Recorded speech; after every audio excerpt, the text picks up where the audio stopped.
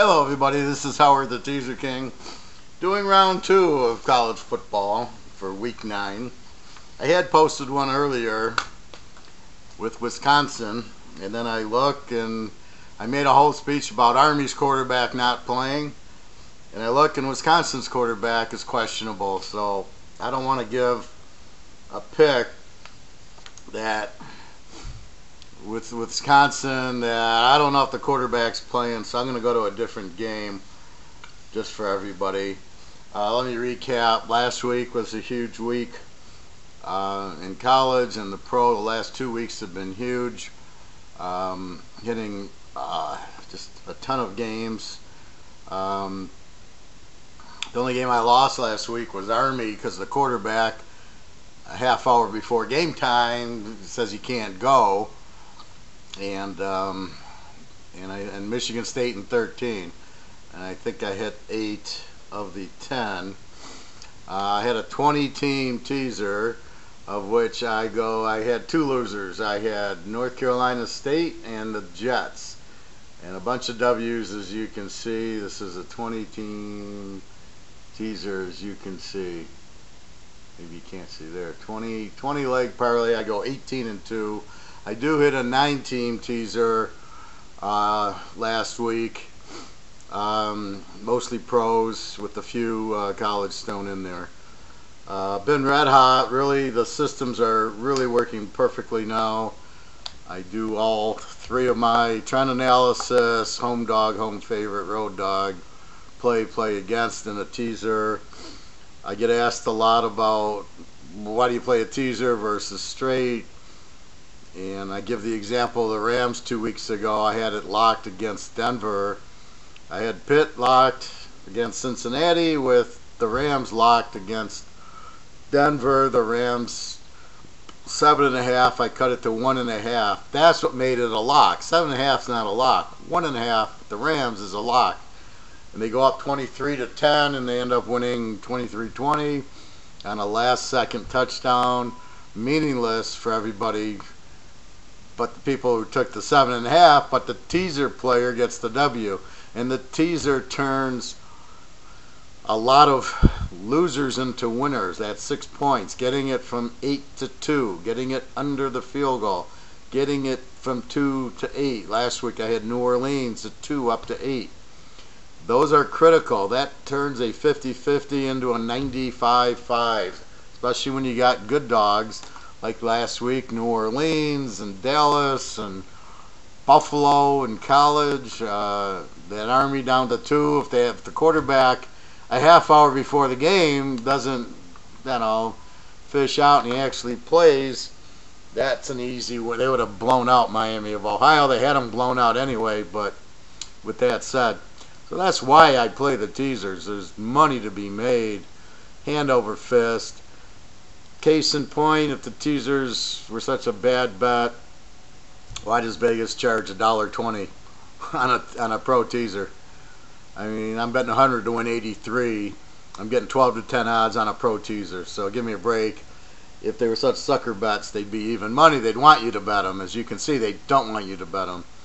And I tend to, you can play a 3-team teaser, and it's not hard to find 3 teams, especially for Teaserking, in which case you go ahead and you get 500 makes you 800, and so you're getting odds, and to pick 3 games is nothing.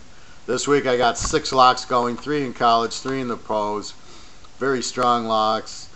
I think it's a 21 and a 17 and a couple of 15 unit locks. I think there's 6 teams, but I think I played 4 locks with them. The other thing is, when you see me, I'm not like the other handicappers. I don't throw out 3 games on Wednesday and that's it and say, here you go. I don't care about the point spread changing. And I'll make plays during, 2 o'clock on a Sunday. If I see that Ram line go down like I did last week to 8.5 and I could get it at 2.5, I'm betting it. I put it with Kansas City over, or, I think they were the night game. So, check with me, if you see me lose an early game, more likely I'm going to, if I don't have it in 2 teasers, I'm going to play the loser, let's say Last week I had San Diego, which won, and I had the Rams. Well, let's say San Diego would have lost. I still would have liked the Rams, and I still would have played it with a later game, Dallas or New Orleans. So if you see me with two teams in two teasers, you know, like the Rams, I had Kansas City over in 2 teasers last week. I had New Orleans in 8 and 2 teasers. I had Dallas in 7.5 in 2 teasers. If you see that, you know I really like the game. I'm trying to take advantage of finding a strong game and putting it in multiple teasers. If you don't want to bet every teaser I bet, and I can understand that, but that's how I play it since the late 70s, early 80s, and I make a ton of money betting them. That's how you do it. You find that game, and all I'm doing is looking at individual games. I'm keeping it simple. Team A. Do I like last week? New Orleans, Baltimore. I studied it. New Orleans is a great dog. So I love New Orleans. I found the game. Then I look, do I find another? New Orleans is a lock. Do I find another? Of Dallas, they're a dog. They own Washington. Okay, I'll play those 2. But if I like New Orleans in 8, I'm going to play it in a couple of teasers. Not too many, because if they do lose, I don't want to get killed on 3 teasers. But the idea is to put them in like 2 teasers, or that's where the 21 unit locks or the 25 or 30 unit locks come from, is when I like 2 teams that strong that I want to play them in 2 or 3 separate teasers, and I say screw it, I know who I want to play them with. I want to play the Rams with the Cowboys. I want to play them again, but let's play them again together. So I double up on the lock or the play. That's what you do. And it's so when both teams are so strong, that's when you get that real big lock and the real big units. And again, they're all based on trends. It's based on injuries. After a loss, there's 17 different methods I use, and that's when they all hit and when I get the right trend. And New Orleans is a huge road dog. It's unbelievable. They were like 14-1 as a road dog. So when you get them as a road dog to Baltimore, you're like, wow, this is unbelievable. And then Dallas, Washington, Pitt, Cincinnati. Pitt always wins in Cincinnati, and I got him as a dog. I couldn't believe it. Those are when you see those things, that's the lock. When you get that trend, when you get that, you know, Team A always beats Team B, and they're getting points, and they're a good dog. When everything falls in, there's no injuries, they're off of a loss, they need the game. I think I quoted New England, Miami a few weeks ago. We took New England, and it won, and you got the video. And I said, well, they've lost. They have to win. They go 1-3, and Miami goes 4-0. They're done. They had to win, and they own Miami. And when you played it all together, it was a strong play that you would take New England over Miami. So it's the whole collection of they own the one team, and they're in the right role, and they're at home off of a loss, off of that loss to Detroit. So everything, when you find that, that's how you develop a strong play or a lock. Anyway, I got 3 college, 3 pro this weekend. I got a ton of other strong games. I won the game tonight, Toledo Western. I went over 67, and last I looked, it's over 51-24, 75. I had over 67. Tees down 6-61, an easy winner. How did I arrive at that? Well, they're both good offensive teams. They got good quarterbacks. Toledo's defense is terrible. Western's is not that strong. And so you got 2 good offenses playing kind of weak defenses. That causes an over. The line was 67. I cut it to 61. As I say, all I needed was one team in the high 20s and one in the mid 30s. I got a 50 and a 24. I thought Western actually should have scored more. But that shows you how strong Buffalo is. Buffalo went into Toledo as a 3-point or 2-point dog and won 27-14 or 27-17. They held Toledo to 17 points. That's how strong Buffalo is. That's why I've locked Buffalo 3 times. They got a great quarterback and a great defense. It's perfect, and they don't get any value. It's like Vegas has no clue who Buffalo is. They're not spread right. They should be 14, 20-point favorites. They're 7. You cut them to 1. All they got to do is win the game, and they do. And it's just a beautiful team. I might lock them on Tuesday. They play Miami of Ohio, and I want revenge against my Army team with Miami of Ohio.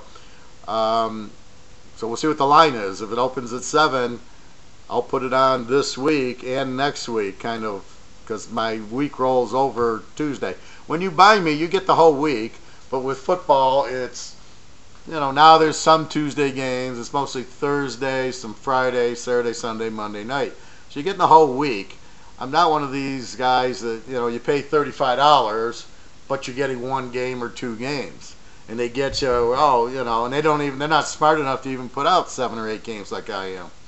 So that's what you're getting with me. You're buying the week. You're not buying one day, and you're not buying one play. So I'm not really that expensive when you look at me for the week versus the day. And I try to give discounts, and I make the month, which is 4 weeks, cheaper than buying 4 individual weeks. So I'm doing all that. Like I said, this week locks, 6 locks, and many strong plays. So let's get down to it. All right, let's take BYU. BYU is laying 7 to Northern Illinois. Over under a 43. Let's look at the teams. So first, let's go to my numbers. BYU. Where did they go? All right, they score 25 a game. They give up 24. They have a new quarterback who lit it up against Hawaii last week. So the change in quarterback's good, and if he gets hurt, you still have the other quarterback. They mostly like to run the ball, but they got a very good defense. They won at Wisconsin, which is a feather in their hat, and they're playing Northern Illinois, who's not really that good this year. Northern Illinois tends to be a running team with a decent defense. If I look at Northern Illinois, they only score 18 a game. They give up 23 a game. Their quarterback's not very good. He's more of a runner. And they only get 300 yards of offense a game, 136 passing, but only 160 running. So you think with a running quarterback, you'd get 250, 300 yards, and they don't. So they have a very weak offense with a decent defense, but it's not a shutdown defense. So the team only scores 18, and this is in the MAC. Here, Toledo tonight scores 40. Western scores 36. Ohio 36. My Buffalo team 33. So it just goes to show you there is scoring in the MAC, and here, the quarterback's not too good. Let's take a look at the quarterback. Let's go to the MAC. Well, we'll go to BYU and whatever comes up first. BYU, the new quarterback, Zach Wilson. He's played in 3 games, so he's getting his feet wet. He threw for 200 yards last week, 4 touchdowns and 1 interception. So he doesn't turn the ball over a lot. He throws for 67% completion, but not a lot yet. He's still raw. But they're at home, and they're going to run the ball with Canada a lot. And we look at Northern Illinois' quarterback, Marcus Childress, 7 games, 55% completion, only 135 a game, 8 touchdowns, 5 interceptions. I mean, that's just, it's not like he's going to beat you. Like maybe, Tyree Jackson of Buffalo, 20 touchdowns, 8 interceptions. Or the Toledo guy, Mitchell Guadagni, who's got 11 touchdowns and 3 picks. And the Ohio quarterback, Rourke, got 13 touchdowns and 4 picks. So you can see the better quarterbacks, they get you the points. This guy doesn't. Let's take a look at the trend. In 18, BYU at home. BYU is a very good home favorite.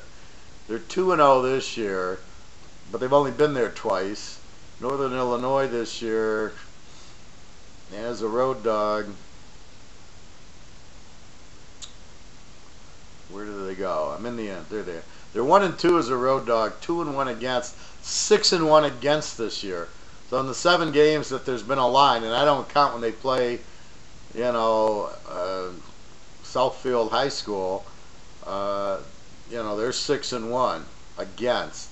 So they haven't been covering, they haven't been scoring. Let's look at 17-18. BYU, home favorite, 2-1. they've been kind of off a little last year. 2-1 is the home favorite, and Northern Illinois 4-3 is a road dog, 5-2 against, 15-4 against. Let's go back to 16 to get you a better flavor of BYU. BYU 6-1 is a home favorite, 86%. So it gives you flavor since 2016. BYU is a very good home favorite. Northern Illinois 6-4 is a road dog, 7-3 against. I want to go back to 15. BYU 10-1 is a home favorite if we go back to 15. So when they're at home, they're in the mountains in Utah, when they are the favorite and they're playing a weaker team, they get the job done. That's what I want to show you. Northern Illinois, you know, and again, this is a bigger opponent. Remember, BYU went into Wisconsin and got the W.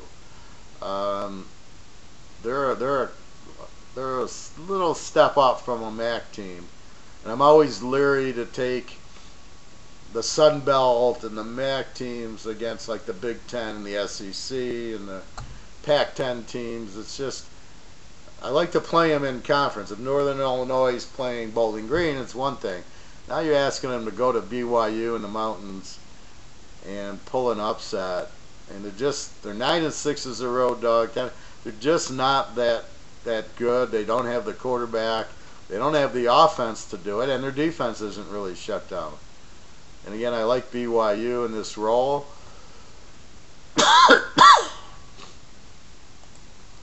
Take a quick look at their running back. BYU's running back, Canada. He beat Wisconsin all by himself. I don't see him in the top 25. I've got it by yards per game, but I don't see him. I thought he was in here. Anyway, he's a good running back. I don't see he's injured. The new quarterback came in. Now again, it's against Hawaii, who's got a really bad defense. But with that said, you still gotta like BYU's chances at home against a fairly weak offense and not a great defense. And like I said, BYU really blew out Hawaii, which means their defense played really well, because Hawaii's got a good quarterback who's been lighting it up, but not here. You know, not when he played BYU. He didn't light anything up. So if they held Hawaii to nothing, I think they'll put it up against Northern Illinois. And again, they beat Wisconsin. They're not bad this year. They're a pretty good team. Again, I started with Wisconsin, and then I look and the quarterback's questionable. So I'm like, no, I don't want anybody losing money because the quarterback's injured when I got so many games this week. So BYU laying 7, lay the 1. This is where the teaser comes in. All they got to do is win the game. They win the game, you win the money. And that's what we're looking for. That's why we do the teaser. Your odds have just went up from 50-50, laying 7. Maybe you got to lay 7.5. So you got 50-50. Northern Illinois keeps it close. Here you're saying all they got to do is win. And BYU at home wins. They need the game. They beat Wisconsin. So they got a good defense. This new quarterback change should help them. He looked good against Hawaii, but again, it's Hawaii's defense. But Northern Illinois, it's not one of these, they give up 15 a game. This is, they give up 23 a game. So BYU should be pretty comfortable here. Again, I got 3 strong locks. I got other games that I could lock. And I wanted to do a quick segment on Alabama, if I may. To me, Alabama is still a fraud in my mind, even though they looked very good. When you inspect who they played, all the teams defensively that they played basically stink. Let's take a look at, okay, they're putting up a lot of points. Okay, who have they played? They played They haven't played Florida. They haven't played LSU. That's next week. Missouri. Missouri gives up 30 points a game. Mississippi gives up 35 points a game. Tennessee gives up 30 points a game. Arkansas gives up 32 points a game. So all the teams that they play in the SEC, and I really don't understand the crossover games. Why do they never play Georgia or Florida, even South Carolina? They or Kentucky. They don't play any of the better teams in the West. It's amazing. Tennessee's crap. Vanderbilt's crap. Missouri's crap. I mean, they got a good offense, but their defense is terrible. So in the next 3 weeks, and they got Ole Miss, who scores 38 but gives up 35. So you can give Alabama credit that Ole Miss didn't put up 38 on them. But when you take a 28-0 lead because their defenses are terrible, of course they're going to, now they just rush the passer and it's much easier. So let's take a look. They've got Auburn gives up 16 a game. Old Mississippi State gives up 13 a game. And LSU gives up 15 a game. Now, if they can run that table, they get my respect, and then they deserve to be in a playoff. But good luck beating LSU. Not this year, I don't believe. LSU has lost to Florida, beat Georgia, beat Auburn. So you beat Georgia, gives up 16 a game. You beat Auburn, gives up 16 a game. They lose to Florida, who gives up 16 a game. And I think that's about it. And then they beat Miami. And let's look at Miami, who they freaking give up 18 a game. So all these really strong defenses LSU has beaten. And they have not let up a lot of points. LSU has only given up 15 points a game. So they score 30 a game, give up 15. Joe Burrow, he's okay. Their offense, 384, but they are balanced. They throw for 200, they run for 200. Alabama, they score 54 a game, and they give up 16. I agree, yes, obviously they're a very talented team, but here's my problem. They haven't played a good defense yet. And and they beat Louisiana Lafayette, who gives up 36 a game. I got them as a 4 in the Sun Belt, and then they beat Louisville, who, let's look at them. Louisville gives up 33 a game and scores 20, and I give them a 5 in the ACC. I think they've won 1 game. They haven't played anybody. So, yeah, it's good that they score 50 a game against no competition, but they haven't played. The meat of their schedule is coming up. Auburn's down a little bit. I don't know why. I think it's just the run. Their offense is only 390 a game, so it's a little bit low. They escaped Georgia and Florida. How does that happen every year? I don't think Saban's ever played Georgia and Florida in the conference. It's amazing. And then he can lose to LSU, who has already beaten Georgia. Does this sound familiar? But then Georgia can beat him in the playoff, in the championship game, and then Alabama can get in the playoff because they only lost 1 game to LSU. They beat a bunch of nobodies. But LSU, well, they got 2 losses now because they lost to Florida because they played Florida and Georgia. So we're going to penalize LSU if they lose in the playoff, in the SEC championship game. So we'll let Georgia and Alabama in. Even though Georgia lost LSU and Alabama lost LSU, let's penalize LSU for the tough schedule and reward Alabama for the weak schedule. I mean, how they only have 4 teams in this playoff is a freaking embarrassment. How they don't have at least 1 team from the 7 strong conferences. The UCF and the Fresno State are just as good as anybody else. They proved it last year. Auburn beat UCF beat Auburn, didn't lose. They beat a good South Florida team, and they beat another good team. And Fresno State this year, they're dynamite. They got a great defense. They're just as strong. They can mix it up with the big boys. But in my mind, to just lay down and give Alabama, who really doesn't, okay, and LSU wasn't supposed to be that good this year. So that's it. LSU, Mississippi State's not going to beat them. They don't have the offense. Auburn really doesn't have the offense. It's a revenge game. So Alabama, I mean, if they can beat LSU and Auburn and Mississippi State, then okay. But I don't see them putting 50 points on the board against LSU, Auburn, and Mississippi State with these defenses. Okay, Auburn's got a pro defensive line. All of them should be drafted. LSU always has a strong defense. Patrick Peterson, Honey Badger, you go up and down. They have speed and they have NFL talent all over. If they put up 50 on LSU, then they shouldn't even have a playoff. Just award it to Alabama. They can go into Baton Rouge, put up 50 points, but you're going to see this Tua Tagovailoa. You're going to see him throw a few interceptions, get a few sacks. Not going to be as easy playing these 30-point defenses that he's been playing. And I still don't understand that they just lay down to Alabama. It's just incredible. And where's the offense? Has nobody understand you can throw a screen pass on Alabama and it'll work for touchdowns all over the place, run a few reverses. Alabama's the Steeler defense. You can beat them on crossing patterns. You can beat them on screens. But nobody is apparently smart enough to understand how to beat them.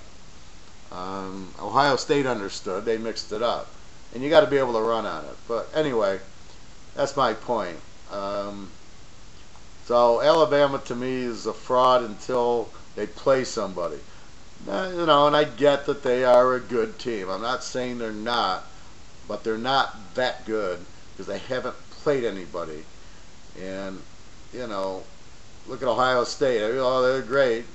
Okay, they beat TCU, who's really turning out to be not that good of a team.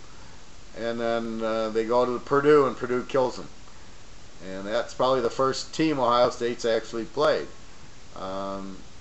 Even Michigan, they really haven't played it. Wisconsin was all injured. And Michigan State, is not as strong as usual. Ohio State, that'll be a test.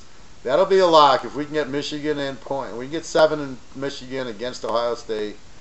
That could be a lock, or depending on the over-under, we could lock the under again.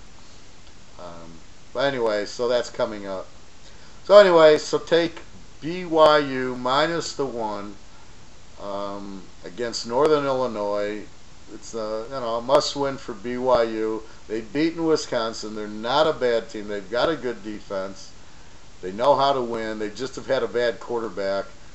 They've replaced the quarterback, and off we go. And that's the biggest problem in college.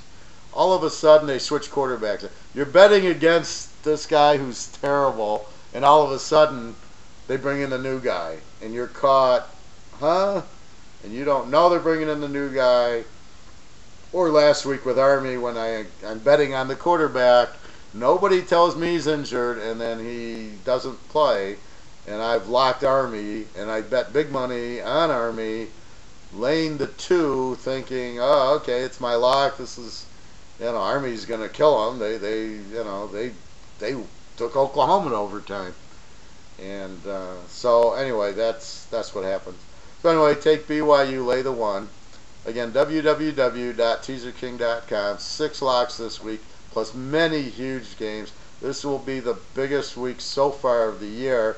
But the way I'm looking at it and the way I'm really feeling it, I mean, I think I'm dialed in the zone for the rest of the year. I mean, the games are just falling out, especially in the pros now. You got teams like the Rams, you got teams like Kansas City that you can bet. I can lock the Rams minus 1 in Denver, and they give you the money. I can lock the Rams minus 2 at Frisco, or go over with them, and they bring you the money. And that's what's been lacking, is that team. It's been New England, but they've been laying 14, and they kind of win, but it's not the same. So here you have you've got the solid, strong defense, strong offense, good running, decent quarterback in the Rams, good coach. They're going to win. I don't know who's going to beat them. It'll take a team with a strong run defense to stop Gurley and let Goff try to beat him and have him throw some interceptions that he's famous for, like Atlanta did. Maybe it's New Orleans if they play them. Minnesota doesn't have the defense this year. I would have said, well, they already beat Minnesota. New England, I don't think New England could beat them. Kansas City, maybe with that offense, but they don't have the defense. And if I was the Rams and I played Kansas City, I'd run Gurley 40 times and just keep the ball out of the hands, and I'd score my touchdowns and win 28-24 or something like that. But anyway, back to college. 3 locks college, 3 locks pros. Huge week. This is the week to get in, and then the next week and the next week. The way I see it, it should just be good weeks coming up. There might be one where there's bad matchups, but generally I'm finding enough games that really strong. All right, everybody, www.teaserking.com. I don't think you need PayPal as long as you have a credit or debit card to use it. I've had some questions on it. I don't think it matters as long as you have the debit card. If you don't have either and you want to bet and you just have cash, and I understand that, then we can Western Union or MoneyGram as long as I get it by Saturday. That's fine. I do tell you, I do sell the week, and I must tell you to buy. You should have bought by now or tomorrow at the latest. These lines are moving that I've locked, and you might not get the locked line that I wanted you to get. So that's if you wait till kickoff and that line moves 2-3 points, it's a different, if I lock a 2 to get 8 and then all of a sudden it's down to even and you're getting 6, it's not as strong as getting over the touchdown. So keep that in mind. So you want to get these locks as soon as possible, not, oh well, I'll just get it Sunday. It's like watching a stock. It's at 25 and it's up to 28. Well, it's a different buy at 25 than it is at 28. All right, everybody. Good luck. Have a great weekend. www.teaserking.com.